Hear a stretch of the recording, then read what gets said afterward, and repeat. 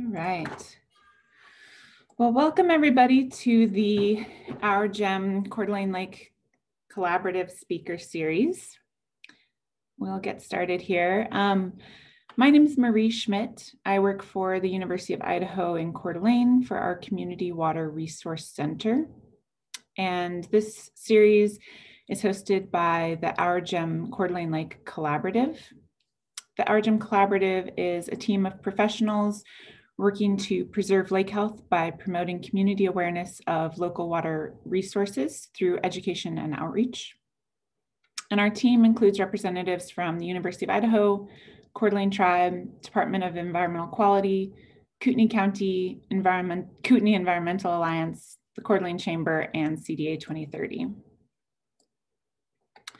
Our collaborative collectively authors a series of articles in the Coeur d'Alene Press. So if you are enjoying these types of presentations, you might also enjoy our articles. They're on water-related topics. They come out generally every 2 weeks on Sundays in the Coeur d'Alene Press, and the archive of that is available at uidaho.edu/ourgem. And I'll share a link for that at the end. And we're also recording these sessions, so you can find the recordings of those sessions there as well. We are going to save questions for the end of today, but feel free to type them into that Q&A box on the bottom as we go. That way you don't forget about them. And also if I see something that's like a clarifying question, asking the speaker to define something, then I'll interrupt him and ask that question. So feel free to ask questions at any time, but for the most part, we'll be saving the answers until the end. So with that, I would like to introduce Chris Bosley. He's the city engineer for the city of Coeur d'Alene. Chris has a civil engineering background that includes design of urban streets, interstate highways, roundabouts, traffic calming, stormwater facilities, and pedestrian and bicycle facilities. He has 23 years of experience in transportation planning and design, with an emphasis on non-motorized transportation. He has spent the last 4 years as the city engineer for Coeur d'Alene. So thanks for joining us, Chris. We're excited to hear your presentation, and I will hand it over to you. All right, thank you, Marie. Thank you, everybody, for joining us today. I want to start off today's presentation by talking about our drainage utility. For those of you who live in the city of Coeur d'Alene and have looked at your utility bill that comes every month, you'll notice a drainage utility fee on there. And that fee ranges depending on whether you are residential and in a swale area or in a hard pipe area that goes to an outfall, or whether you're commercial. And these fees are then used for our drainage utility to do projects like I'm going to talk about today, do street sweeping, maintenance and construction activities of our stormwater system, cleaning catch basins and manholes and pipes and all of that. So that's where we get the funding for all of these great projects that we do. So I'll start getting into a little bit of what we do. But first,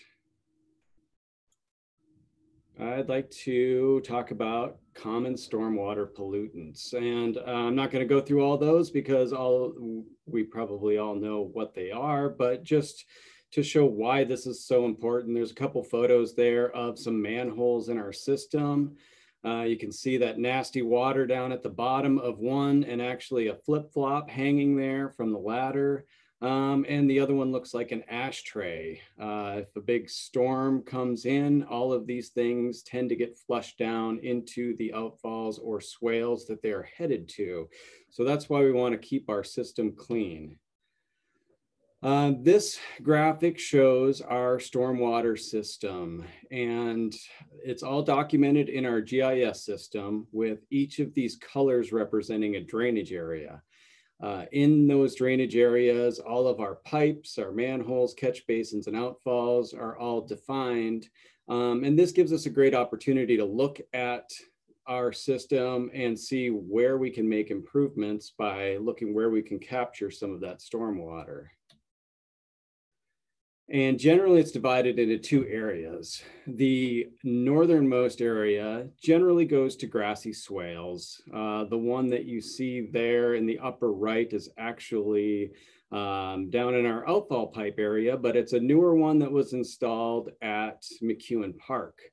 The southernmost area all goes to, or for the most part, goes to outfall pipes like the one you see there in the lower left with the nasty brown stormwater shooting out into the Spokane River.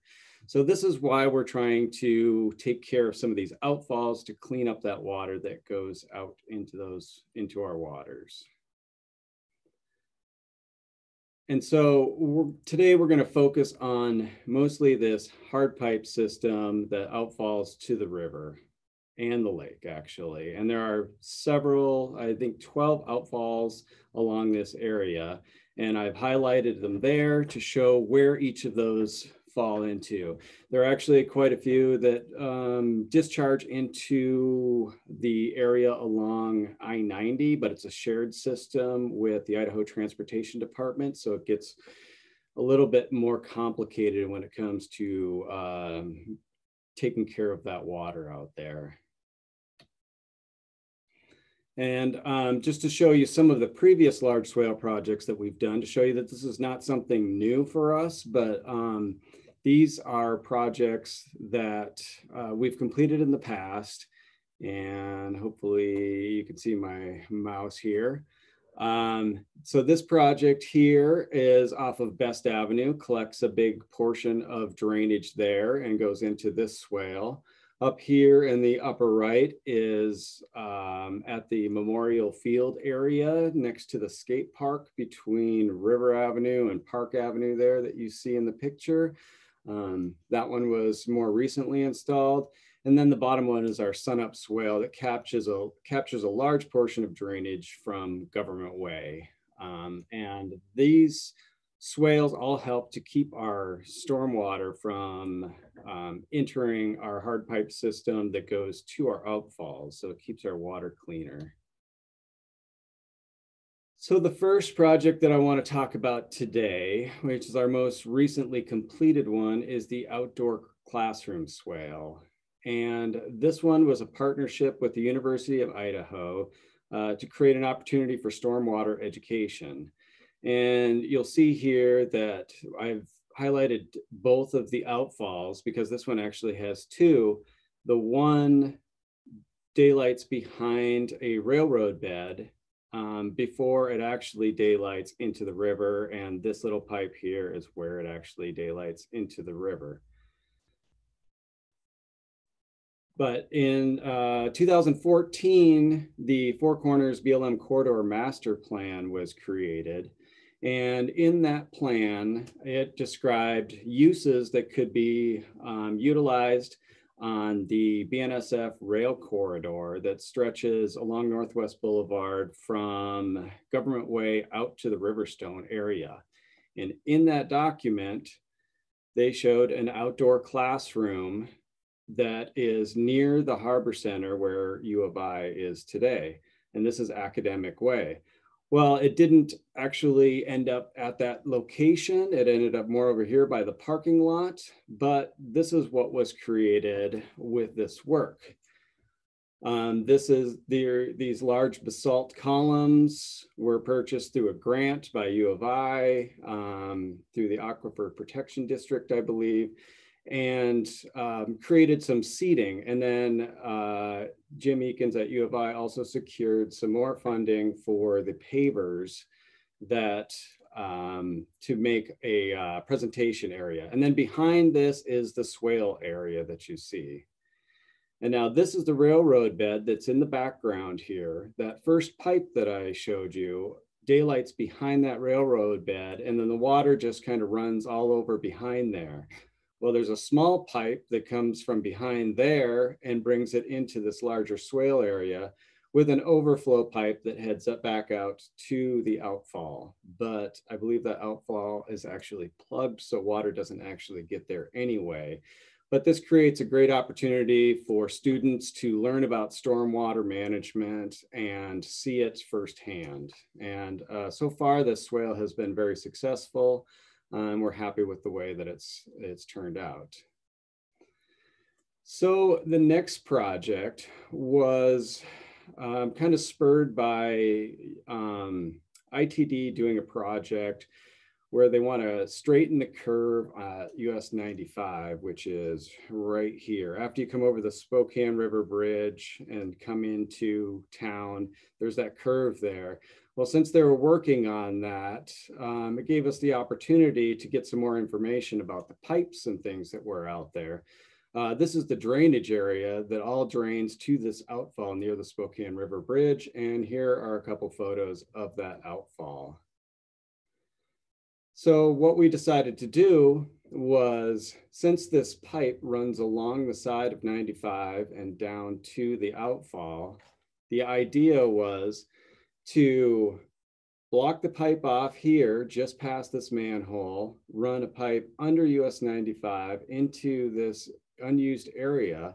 And we have an agreement with ITD allowing us to use this area for that purpose.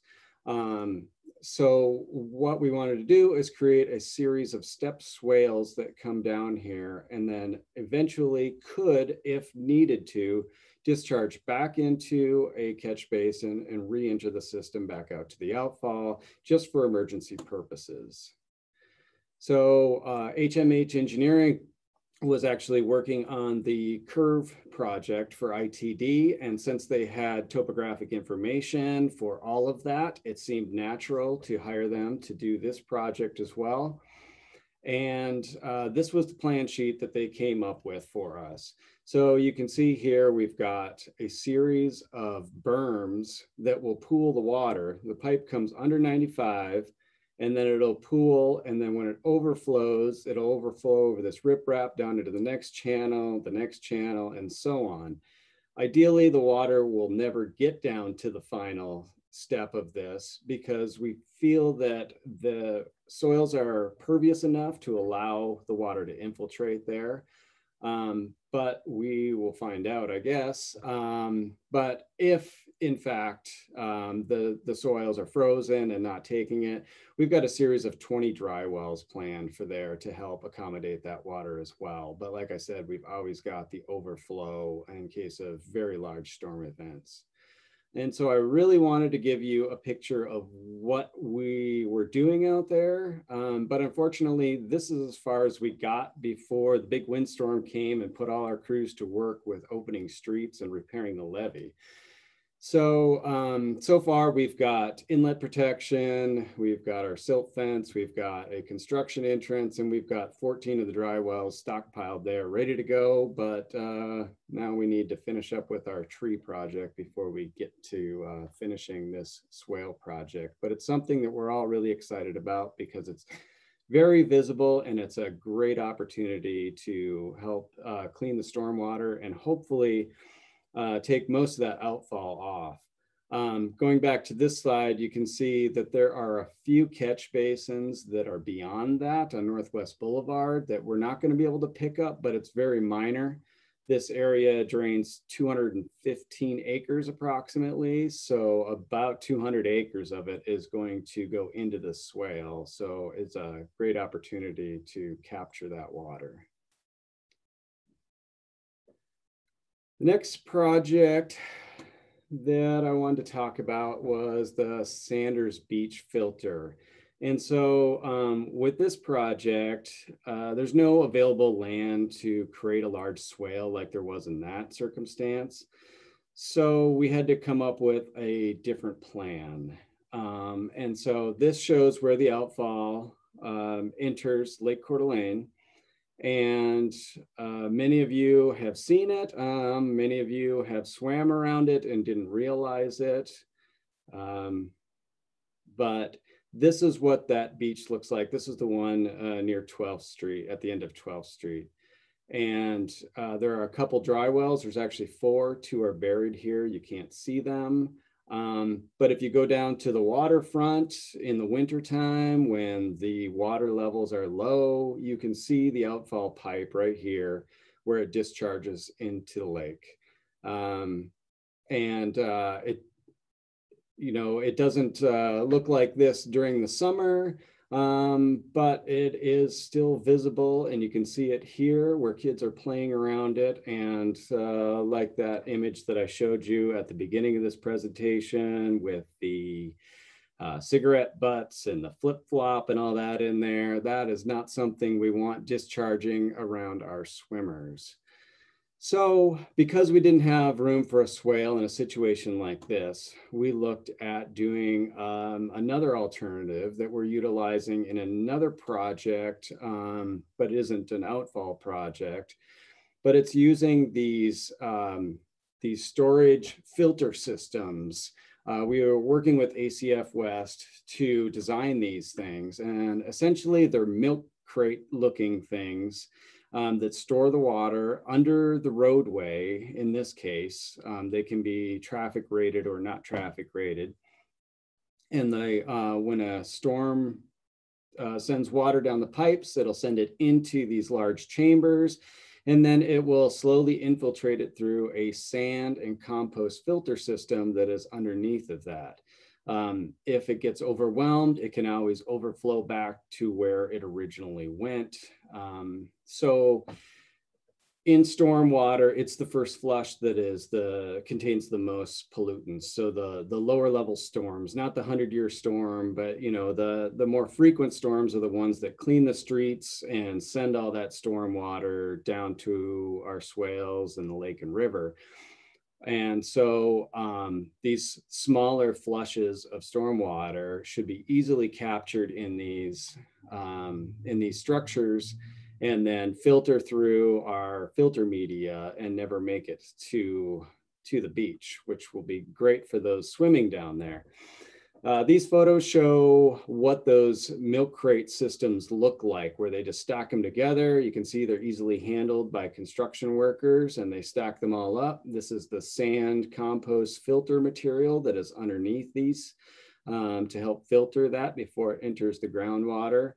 And in this case, as well as our others that we're looking at, we want to put these pre-filter units in, which are essentially sand grease or oil and water separators with a trash rack in them to keep all the larger debris, oils, and things like that from entering it. They'll have maintenance ports so that our workers can easily go down there with our vac truck and suck out all the pollutants and clean those things up. So we're hoping that this is going to be a good project to clean up stormwater in the Sanders Beach area.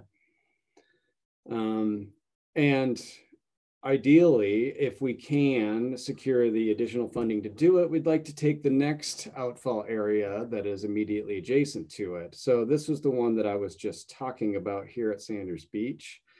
Well, there's another one just here at the 11th Street Marina that captures this area here and sends it down there. There's a couple pictures of that outfall, and we're hoping that we can use a similar filter and storage system for that as well. We had looked at doing a swale system there up by the Tubbs Hill Park. Not sure if it's going to work. We're still going to keep that in mind, but we've got some options here for how to deal with that stormwater. So in my mind, these two are kind of our feel-good projects because they're so highly visible for swimmers. And it just makes sense that if you're going to be playing in the water there, you don't want to be playing around stormwater. Another smaller project is the Mullen Avenue filter. This one is just very preliminary in its design and concept, but it takes this green shaded area and sends it down into this outfall here that runs along I-90. And this is the system that I described that is shared with the Idaho Transportation Department. So it gets a little bit more complicated on separating stormwater or cleaning and managing that.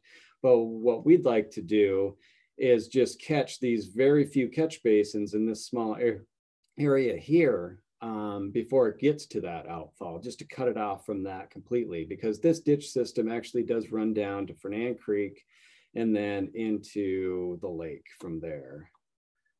Just to give you a little bit more context on this, if this is Mullen and Coeur d'Alene Lake Drive with Sherman off the screen up there, Vantage Point Brewing Company is actually going to construction right here on this corner this summer, I believe. And just south of this extension of Mullen is the city of Fernan Lake Village. So it's it crosses jurisdictions here, but this area here is where we originally looked at putting a swale there, but it ends up that it's going to have to be pretty deep because of the pipes. So this is another opportunity where we're looking at using that filter system to try to capture, hold, and then filter that storm water. And hopefully very little, if any, will actually enter that outfall as well. And finally, the Lacrosse Avenue Swale project is our newest one that we're working on. And you can see the drainage area here in light green on this one as well, and all these pipes that flow down. And this discharge point, the outfall right here, is behind the boardwalk at Bellarive.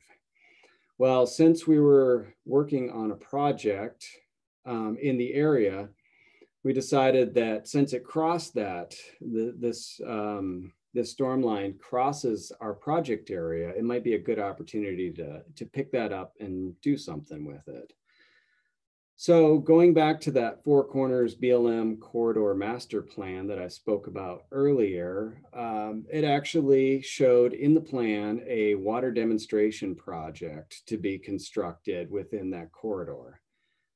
So that gave us good reason to try to accommodate this stormwater facility within the Bureau of Land Management's property here that we are leasing for them for these recreational uses. So this image here shows what we're actually constructing on this project with Lacrosse. So this is Northwest Boulevard here. And we've got Lacrosse Avenue that just kind of dead ends down here right now. Well, it's going to extend along through this area and then connect up to Lakewood Drive that goes to a signalized intersection in Riverstone. And it connects also to the Union subdivision that is currently under construction now. And since, like I said, we were crossing that storm line with this project, it seemed like a great opportunity to try to grab that storm water and do something with it. So what we're planning on doing there is grabbing it and building a swale system that runs along this BLM corridor property down here. It's right in here. There'll be a parking lot that does not look like this. That was just an early concept, but there's going to be a parking lot there for recreational facilities, but hopefully we'll have some educational signage to go along with that as well. And speaking of educational signage, actually, also, we see some great opportunities, especially at Sanders Beach, to put some stormwater education signage down there to let people know exactly, what stormwater is, why it's bad for our lake and river, and what we're doing to try to clean that up. And I'd also like to take opportunity to plug for our next speakers, well, not our next speaker series, but next week, we've got Hillary Anderson with City of Coeur d'Alene with Phil Boyd, Welch Comer, talking about what we're doing on our Atlas Mill site, which also includes some stormwater facilities. And those are the bigger facilities that I talked about, where we grab a lot of stormwater from a big area and run them to a common swale. And that system has really worked well for us, because rather than street side swales that, they're all over the place and property owners a lot of times tend to try to fill them in, or they get run over and compacted, and we spend a lot of maintenance on them. Well, those bigger swales require a lot less maintenance for us. So that's been working out very well for us. And they're in one location. So if any maintenance is needed, it's easily taken care of. So we look forward to doing more of these projects in the future. And then, unfortunately, I ended this presentation way sooner than I thought I would, because I didn't have enough to talk about on each one. But if anyone does have any questions for me, I'd love to attempt to answer them for you. Awesome. Thank you, Chris. We do have some questions coming in. So I'm going to start with this one. Thanks for the great presentation. What is the lifespan of the sand and gravel treatment systems for Sanders Beach project? Well, that depends on the amount of pollutants that run down in there and how much stormwater goes through there, obviously. But in talking with the company that creates those, it sounds like if we keep our maintenance up on it, as far as cleaning things out and utilizing that pre-treatment on it, it could last 20 to 30 years. So we're hoping that we get that kind of life out of it. And I feel like even a portion of that would be worth the cost and the effort of putting that in. Okay, great. And kind of another question that goes along with that, what's the time frame that the city is looking at for implementation of those underground filter banks? Well, going back, let's see here. So the first one I spoke about was the Sanders Beach filter. And that one we are looking at, well, originally I looked at this summer, but we've got a lot of other projects going on, especially with that large swale project at Northwest Boulevard. So I don't know how easily that's going to be with our own crews. We do have one maintenance person who works full-time under the stormwater utility, as well as an administrative person. But we also use our own streets and engineering crews to work on those stormwater projects. Obviously, like right now, they're very busy with tree carnage from the windstorm. But if it doesn't happen this summer, I would hope that it would happen next summer. The Mullen project that I spoke of is with the Vantage Point Brewing Company starting construction next year. We were hoping to do something on that this year also. But that one is getting more complicated than originally anticipated. So I don't know exactly when that's going to come into play. So that could be a couple more years down the line. On the Swale projects, obviously we've already started construction on the big Northwest Boulevard US 95 swale, and that one will be done this year. We're going to hire a contractor to come in and put the pipe under US 95 because that work has to be done at night, so that we don't impact traffic. That one, in the spring, the contractor will be installing that pipe. We've already got bids on that, and we've started work on the swale portion of it. The Lacrosse Avenue project is this summer as well. The Lacrosse project is funded through Ignite CDA. It is in the Lake District, which closes this year, and the money will no longer be available. So we are half or more or 3/4 of the way through the design of the roadway and getting into the swale and stormwater design on that. But that one will go to construction this spring. Great. Thank you. Let's see. Do you plan to make any videos of the process of some of these implementations that could be used to promote stormwater protection? We hadn't talked about videos, but that might be a great idea. We have been trying to document all of this with a lot of photos. And we've already started that, and we had plans to keep updating. And I was hoping to have more photos to show you of the Lacrosse Swale, but obviously it's at a standstill right now. So, but we definitely should look into doing some videos of that as well, because some of these projects could get very interesting with with those stormwater structures underground. Yeah.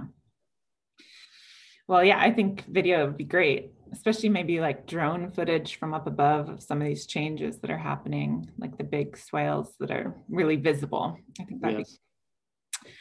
be. Let's see. We have one question, and it may be a little vague, but how efficient are these swales in cleaning stormwater? So I'm not sure if they're referring to the large swales or those more specifically engineered with the different tiers, but do you have any data on how efficient the swales are at cleaning stormwater? I don't have that on hand, but that is pretty much our only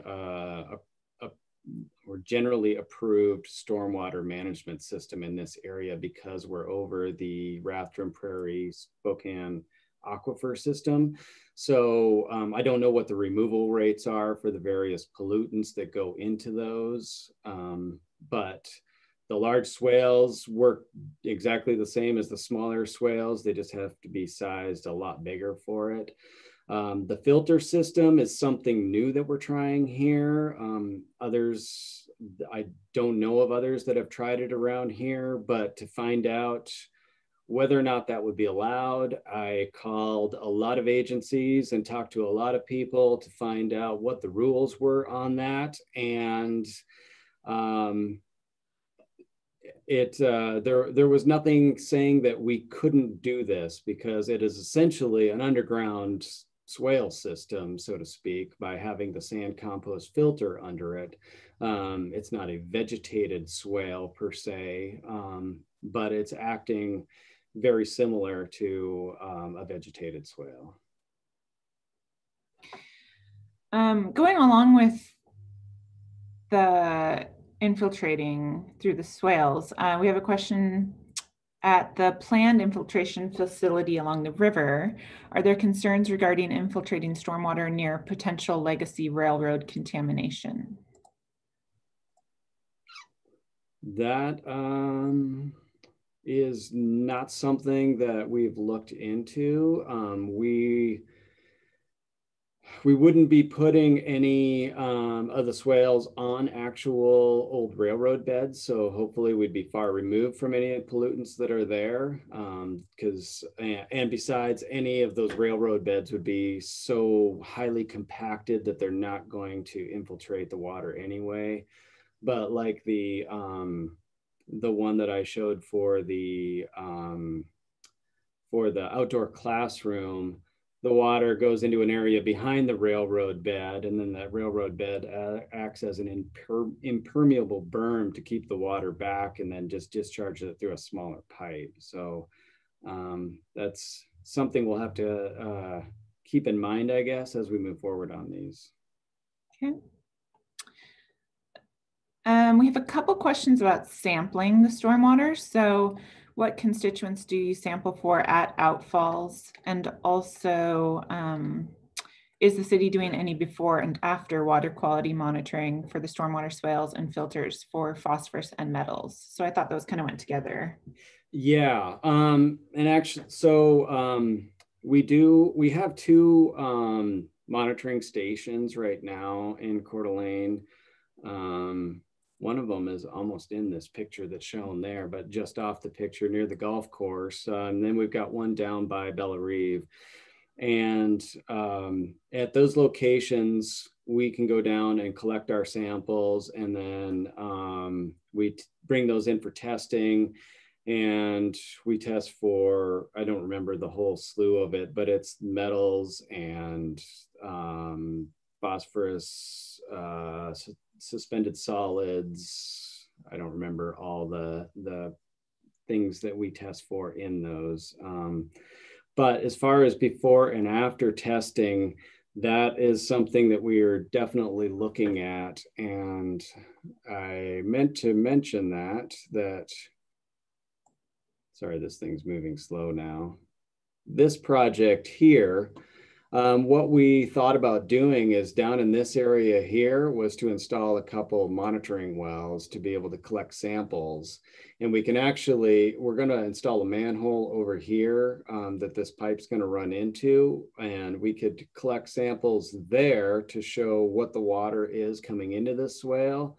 And then hopefully we'll be able to grab samples subsurface to see what the removal rates were for that, or try to make some correlation. It's not easy to do. Gonzaga has a system set up in a parking lot that I thought was pretty impressive, but it gets very complicated with flow monitoring and rain gauges and all of that stuff. So, but we're gonna start making an attempt to collect that kind of data. Great. Kind of along with that, I guess, of quantity of water, do you have an estimate of the volume of stormwater the system manages and how much is being diverted by these projects?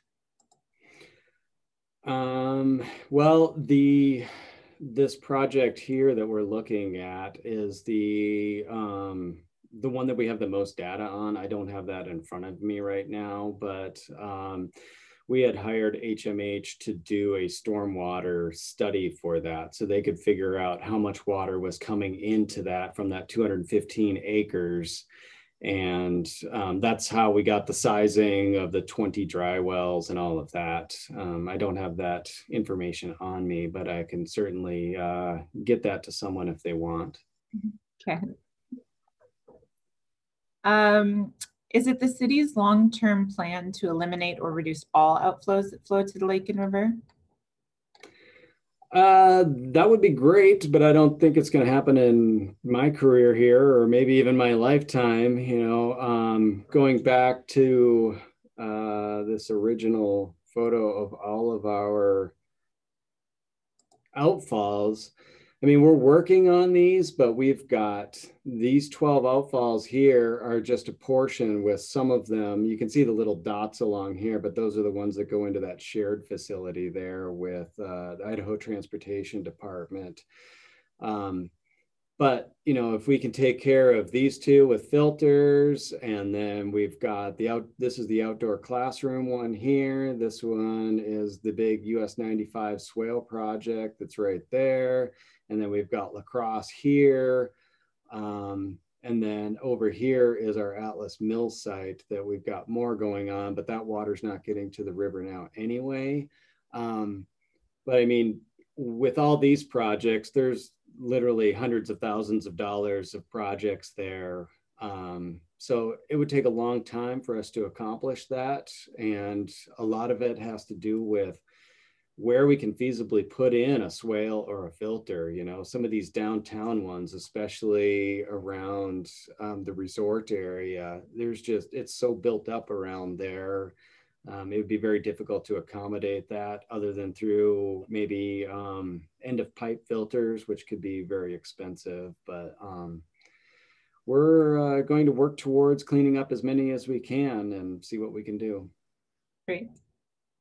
Kind of along that line you were just talking about, we have a question. It's a little long, so I'll read it. Is the city looking at the current trend of teardowns and replacement with maxed out homes and paving? The trend in downtown area is an increasing amount of impervious surfaces with no mitigation required for smaller development projects. The impacts will be disproportionately burdensome to the rest of the drainage utility customers, as well as the city for years to come. So to address that, anytime a development comes in, they, if I require it, which depends on the density of it and what they're really proposing, we require a stormwater management plan. So there have been a lot of these, very small lots, very large houses. They have impervious yards because they're all pavers and things like that. On projects like that, I've required a stormwater management plan where they put in, they capture roof water and everything and bring it to swale and dry well system so that it doesn't come into our system, which is actually a city of Coeur d'Alene requirement or city code anyway, that all stormwater has to remain on your property. But that's where it gets into, there are certainly a lot of properties that do drain into the public right of way, and we have to deal with that. So when we get into bigger developments that are above duplexes, they're considered commercial properties, and then they get assessed a commercial stormwater fee. So then we take a hard look, and instead of saying, well, you are a residential customer in the hard pipe system, so you get charged $3.76 a month, we look at how much impervious area actually drains into our system. And with each of these projects, we try to convince people that, hey, if you just regrade this parking lot and put a swale over here, you can reduce your stormwater fees. So we've had some luck with that, but we just take them one by one. Yeah. This question is fairly similar, but I guess there's a little twist on it. So this person says, excellent presentation. It's exciting to see the filtration and underground treatment designs. Will there be any adaptation in the engineering design standards to encourage these designs for developers in the future, especially in infill areas where there's not a lot of room for traditional 208 swales? So again, similar. That probably depends on the success of these projects, whether or not we make that a standard or not. We do have some other situations where developers were really pressed for room. And so I've allowed a subsurface filter system. And in those, they have to sign an agreement saying that they're responsible for it, and any overflowing or plugging of the system, they need to handle that. And then they submit an O&M manual to us so that we know what they're proposing to do with it. That there's only been a few of those around, but they're a different system. They're the more of those cartridge filter systems that are a bit more expensive, but you just change the filter out, the cartridge, when they get plugged up. So we'll see how those go in the future as well. It's something we're going to be keeping an eye on, but making it a standard with these ACF West type filter systems really depends on how well this works on the next couple projects for us. Another one that I didn't mention because it's in a different area of town, though, is the Kathleen widening project that we're going to hopefully be starting construction this year on that. And that's just running that second eastbound lane from US 95 over to Government Way so that they don't merge right there. Well, we really don't have room in there for anything, especially stormwater. So what we're doing there is using that same type of system to put underground storage and filtration for the stormwater up on one of the side streets where it doesn't get beat with daily traffic. A little different. Is any part of this Coeur d'Alene system a combined system, sewer and storm? Well, it's not like the conventional ones where sewage comes into the stormwater system. We have found a few locations where stormwater pipes go into our sewer system. So then they head to the wastewater treatment plant and get filtered far beyond anything that we could ever manage filtering. But our wastewater department isn't very keen on that. So we've got a few of those identified that we want to work on disconnecting, but it's not like the overflow system that a lot of cities have. Yeah. And there's a note here that this person joined a little late, but her question is, does the city of Coeur d'Alene fund most of these outfall projects, or does Coeur d'Alene seek funding from grants for these? Both, for sure. So like I was talking earlier on our drainage utility, our budget on that has got up to about $2 million a year on that. But that funds a wide variety of things like our jet and vac trucks and camera equipment for videoing storm lines. It covers, you know, employee wages and things like that. And street sweeping, which is, you know, the most cost-effective best management practice you can do for stormwater, just to keep it off the street in the first place so that we don't have to go suck it out of all the catch basins and manholes. But at the end, we do have money left over to do projects like this. And that's why, you know, we haven't done any big ones like this in a few years. So we've built up some money and now we're ready to start using that on some of these bigger projects. But we're definitely also looking at funding partnerships on these as well. Excellent. Let's see, we have kind of two questions that go back to that Sanders Beach outfall. So what kind of maintenance will be required at the treatment system there? So on those ones that that pre-filter box that I showed you, I'll try to get to that real quick. So this structure here will be before these filters, and this will catch the majority of that, you know, the leaves and the flip-flops and the cigarette butts, hopefully.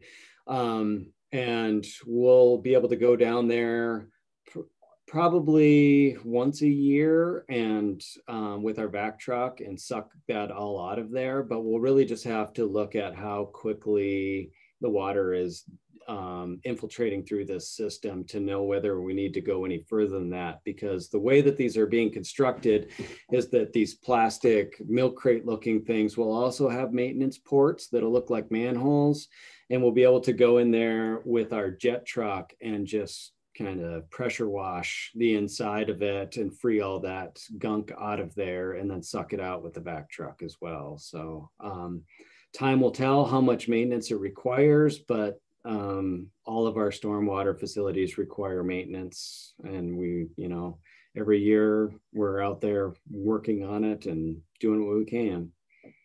Yeah. Also in the Sanders Beach neighborhood, do you know how effective the sand and compost filter system is at removing fertilizer, herbicide, and pesticide residue from entering the lake? I don't have those numbers on me again, but I did get that information from ACF West when we started talking about these, because I wanted to be able to compare that to swale systems, and they did show great removal rates on most of the pollutants that go into them. So it gave me confidence that this was something that was going to work for us. And it's certainly, you know, anything that we're doing down there is better than what's happening now with it being directly injected into the swimming beach. So definitely. There's also a little off-topic question, but is the city considering any projects to address erosion at the 12th Street beach access? The 12th Street beach access. I guess that would be right there by the marina, by the Tubbs Hill access. That's not something that we've discussed. Maybe something I should take a look at. But I didn't know that we had a very big erosion problem down there, because it's essentially a dog swimming beach for one dog.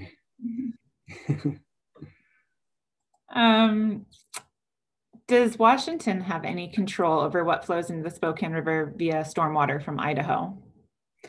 Well, our NPDES permit, Washington actually comments on it because they're very concerned about what comes down the river. I don't know how much control they have over that, but they definitely are concerned about it and make comments on our permit. But so far, they haven't been able to change any of our requirements that were put forth in that permit.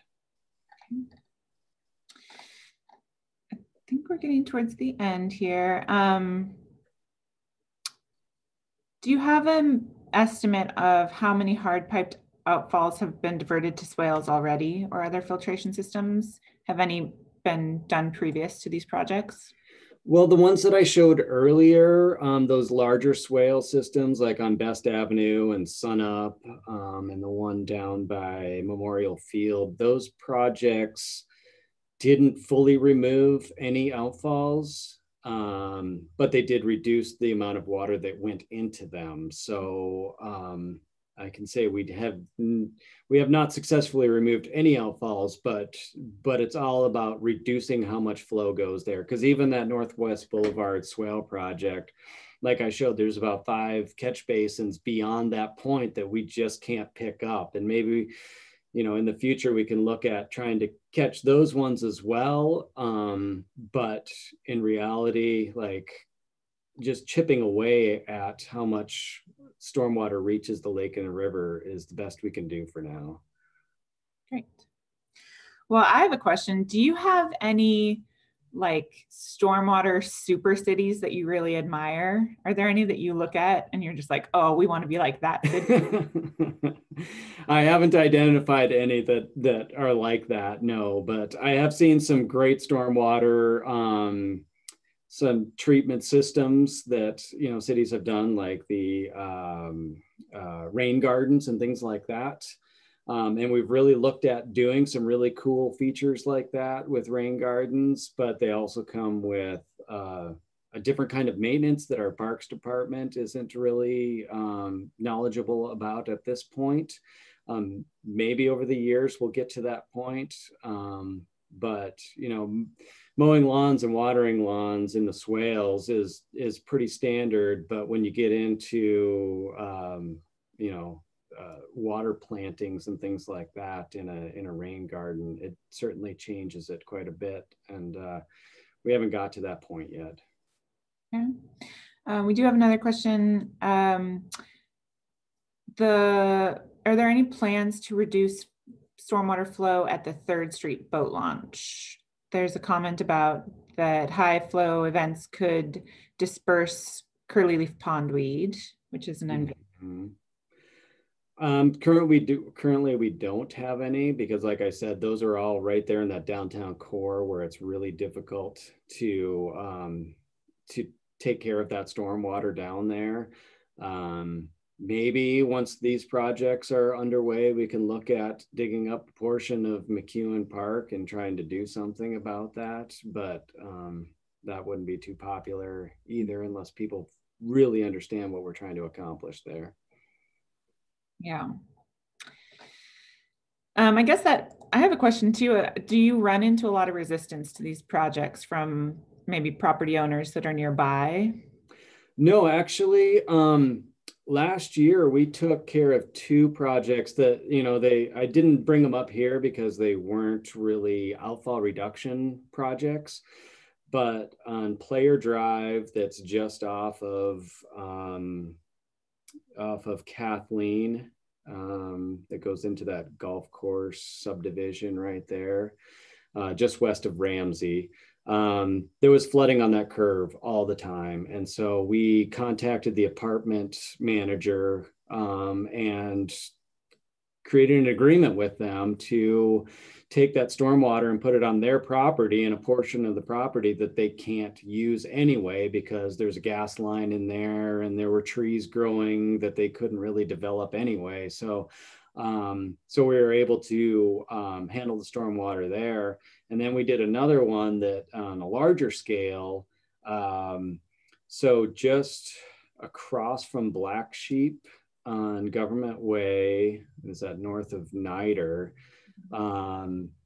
the David Knoll, the property owner who owns Black Sheep, he owns the property on the west side that's really undeveloped over there. And so we formed an agreement with him to dig quite a bit larger swale over there to handle the flooding water that comes off of Government Way there. You know, it comes into a low point, and we had a series of filters and dry wells in there in the sidewalk, but they just get plugged up and overwhelmed.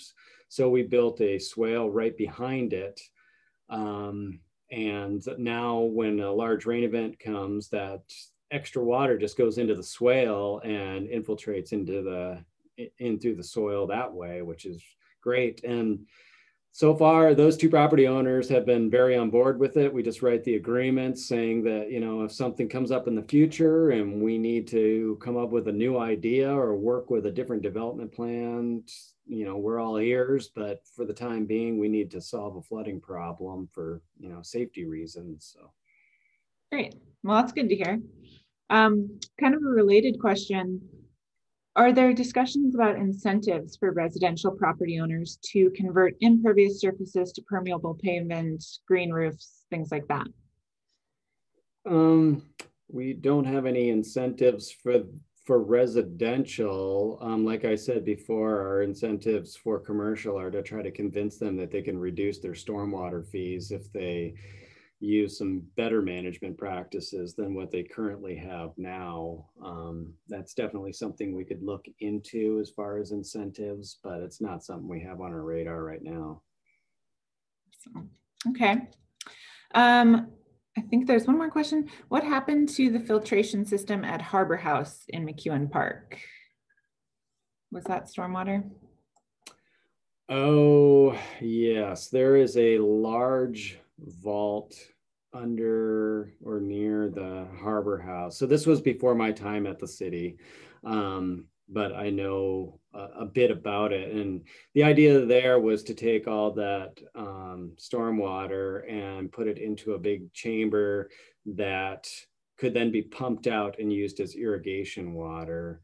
But it's there were some issues with the timing of when the water's needed and the pump system that was used. And I'm not sure exactly how that's being utilized today, but it didn't pan out the way it originally was proposed. Okay. One final question from me. What's the weirdest thing you've ever found in a stormwater manhole? Besides the flip-flop and the cigarette butts, you know, I'm sure our stormwater crews have lots of stories of things that they've found in them. I personally have not found that many, but I mean, it's very similar to sewer manholes and pipe systems where I've heard of, you know, full-length 2x4s getting in there. How they get down the pipes and through the system, I have no idea. Or a shopping cart in a large manhole, things like that, you know. But yeah, I don't have any great anecdotal stories. Okay, well, that's all right. I picture that the crews would have like contests to see who can find the weirdest things, because I definitely would if it were me. Well, thank you everybody so much for joining us. It is just about 1, so we're going to end this. If you have any further questions, you can get a hold of Chris or you can get a hold of myself and I can pass those on to Chris. Thank you so much, Chris, for presenting. It's so interesting to hear about this, and really kudos to you and the city for doing these projects. It's, I think, very, very important, and it's exciting to hear that some improvements are being made. So we're excited about that. And also, well done handling the windstorm and cleanup after. Yeah. Throw a curveball at us, 2021. So everybody who is participating, there is a very short survey at the end once you hang up. And if you don't mind filling that out, it helps us prepare for future series. On Thursday of this week, we'll have Peter Mahoney presenting the impacts of the Post Falls Dam on the Coeur d'Alene Tribe cultural resources. And then next week, as Chris mentioned, we have a presentation on the Atlas Waterfront project, and then also a restoration site at Gray's Meadow along the Coeur d'Alene River. So if you haven't signed up for those, please do. All the recordings of our presentations will be available at uidaho.edu/ourgem. So feel free to share those. And with that, thank you very much, and I'll let you get on to your day.